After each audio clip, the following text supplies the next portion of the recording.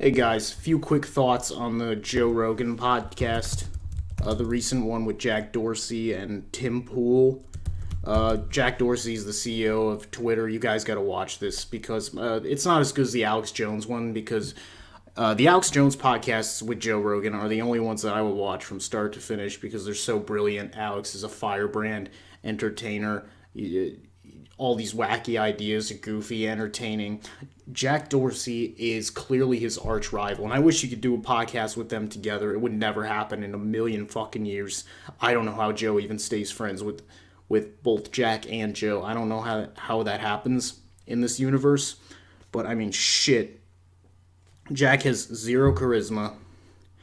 He's sent here to perform a single function to eke every cent of profit for his shareholders, even at the expense of free speech and civil liberties and all of this principles, not just Constitution. What did I think of the podcast? It was good. It was very informative, mostly on the part of Tim Pool. I don't give a fuck about Twitter and its stupid corporate rules and all this. We're gonna help. We're for free speech, but harassment. It's like, well, what does that mean? There's a legal definition for it. So if Alex Jones is such a dangerous guy, or Milo is coming to people's houses and throwing rocks through their windows, that's a crime. They will be punished for that. And I feel like Tim, for all of his brilliant just report, and I gotta give props to Tim for just what he was doing. He rattles off these stories. It's not just, oh, Alex Jones, Infowars, blah, blah, blah. No, he goes, it's this guy, and this guy, and this guy, and this guy. He rattles off these lists of people who've been deplatformed and censored by Twitter and other social media. And he says, well, this is a pattern that's mainly happening to conservatives because most of the people working in Silicon Valley lean largely to the left. It's not an intentional bias, it's a natural bias. And Jack and his partner in crime, Vijay, that's not her real name, but that's the best I can do to pronounce it. And plus, she's kind of a vagina. She uses this vaginal language to get her points across, but they try to conceal that bias the best they can with this sort of watered down, corporate, inoffensive, market researched, vaginal language. They say shit like we're trying to promote health. Really? Who are you, Michelle Obama? Shove a carrot up your ass, you faggot. Like, what the fuck? What are you saying? You're promoting health. Hey, guys, I'm on that new health craze. 12 hours of Twitter a day. Haven't you seen what it's done to our president? Jesus Christ, man, you're not in the health business. You're in the addiction business. Everything you do is designed to get clicks. Like, don't act like you're some nobleman looking out for our best interests. You're not. Like, you're an opportunist. You're a capitalist. There's nothing wrong with that. But there is something wrong when you overstep your boundaries, and you're clearly doing it now. I mean, there are even times when he makes a case against himself. When he agrees, yes, sunlight is the best disinfectant. There's a case of some family member in the Westboro Baptist Church got deconverted because she was on Twitter. If that account had been banned, and Jack Dorsey makes this point himself, then she probably would not have been de-radicalized. So if you're worried about radical voices, you want to give them a platform, not the opposite.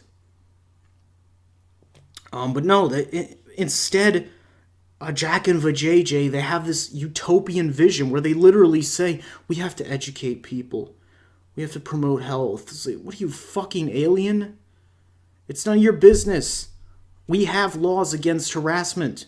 They're explicit. But you can't prove them with a tweet because that opens up the floodgates for all kinds of bullshit. It just creates artificial drama. It makes people weak. Now, I'm not here to preach about the wonders of free speech. It's so wonderful. Nah, it is what it is. Okay? Look, I don't give a fuck what Twitter does, what Facebook does. They can ban me all fucking day. I'm going to find a way around it because they can't silence me. And that's the approach that every person should be taking. Radical or centrist or whatever you are. Stop bitching about what you're not allowed to say and just fucking say it, because that's the only way you win against corporate America. You have to keep saying what you were going to say before you even thought about, what does my boss think of this? What are my friends going to think if I post this? You have no friends, and you have no boss. It's an illusion. Corporate America is built on lies and deception.